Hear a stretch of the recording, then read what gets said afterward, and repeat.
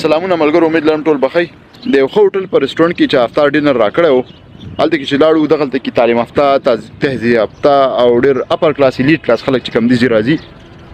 نو کله چې د افطار ډینر ختم شو، زه حق حیران شوم چې دا زمونږ تعلیم یافته طبقه ده، تهذیب یافته طبقه ده، د هغې پلیټونه دومره ډک ډک پاتې شو چې په یو پلیټ سره دوه درې کسان نور هم مړیدی شو. پته نشته دا زمونږ ذهني نابالغي ده، لالچ دی، حرص دی، که دا څه دي. که واده شي، خیرات شي یا داسې دعوت شي، هلته کې موږ دې خبرې خیال نه ساتو چې زمونږ د باډي یا زمونږ ته ضرورت څومره دی. او د لالچ د حرص د وجې چې کوم دی دومره خوراکونه راواخلو چې خپل صحت ته هم نقصان ورسوي، په آخره کې دومره پاتې شي چې هغه د یو نعمت ضیاع هم وشي، د هغې نعمت چې کوم دی ناشکري هم وشي. پاکستان په ګلوبل هنګر انډکس کې په 121 ملکونو کې چې کوم دی په 1 نمبر باندې دی. دې خبرې مطلب دا دی چې څومره د لوږې د وجې چې کومې بیماریانې دي، مرګونه دي، نور داسې ستونزې دي، په هغې کې د پاکستان نه صرف 20 ملکونه مخکې دي. د هغې نه غټه د افسوس خبره بیا دا ده چې یو بل انډکس جاري کېږي، هغې ته فوډ ویسټیج چې کوم وي، چې کوم ممالک ډېر زیات خوراکونه ضایع کوي، او دا زیاتتر چې کوم ترقي یافته ملکونه وي، هغې سره پیسې عوام دا ډېر زیات دي، هغه پکې مخکې. پاکستان په هغې کې په ټوله دنیا کې په 8م نمبر دی.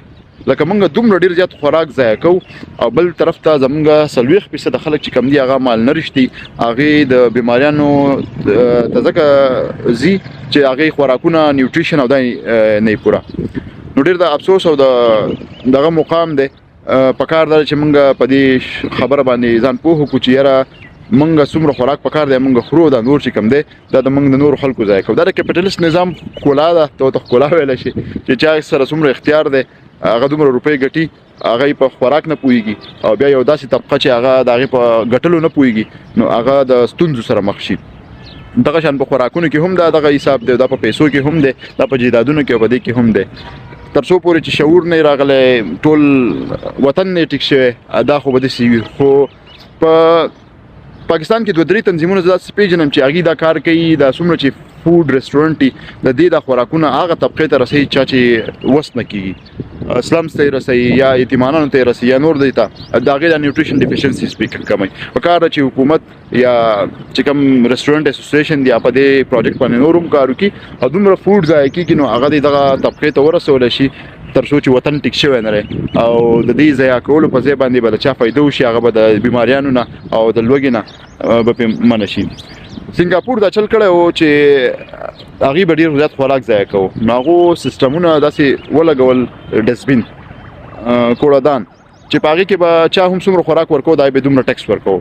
نو لټ سپوز زه اوس نیم پلیټ خوړی شم او زه 2 پلیټه راډک کړم، نو یو نیم پلیټ زما نه ضایع شو، یو نیم پلیټ چې زه بیا هغه ډسبین ته ورولم بیا به زما نه دومره ډېر زیات ټیکس کټ کېږي. په هغې باندې هغو خپل فوډ ویسټیج چې کوم دی ډېر راکم کو او خوراک بیا نه ضایع کېدو.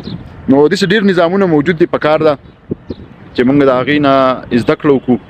خو د ټول نه لومبی شی زموږ خپل شعور را بیدارول دي چې خوراک موږ ته څومره پکار دی، څنګه پکار دی، هغې موږ ته څه اثرات دي، او څومره چې موږ سیوار راخلو دا صرف حرص دی، لالچ دی، او د یو ښه شیز د ښه نعمت چې کوم دی زیاده د هغه چې کوم دی د نورو حلق وال دی، که د پیسو په لحاظ شي، هغه د جایداد په لحاظ شي، هغه د خوراک په لحاظ شي. دا یو نظام داسې جوړلی کیپیټلیست کوم نظام دی چې په هغې کې څه طبقه ته دومره هر څه میلاو شي چې هغه په خوراک نه پوهېږي، او څه ته هېڅ نه میلاوېږي، هغه د هغې د وجې د مختلف ستونزو تر سره دغه کېږي. نو زما مطلب مقصد مې دا نه دی چې د چا فیلینګ هرټ کم، یا په چا هوټل والا باندې یا په څه طبقې باندې هغه وکړمه، کمنټ وکړمه. خو دا اوورال زمونږ هغه دی، که غریبانان دي که په دې ودونو کې او په خیراتونو کې وګورئ نو هغه به دغه بیهیویر او دغه کار کوي. که دا طبقه دا کم چې زه تللی وم نو هغه هم په دې هوټلو کې او په خپل ودونو کې هم دا چلونه کوي. نو زمونږ ذهني طور باندې نابالغه خلک یو، پکار ده چې موږ ته د شعور ښودلی شي، او دا واړه واړه شیزونه دي، د دې تر څنګ دا چې موږ کله زده کړو نو ډېر شیزونه به سم کېدل شروع شي. ډېره مننه، سلامونه.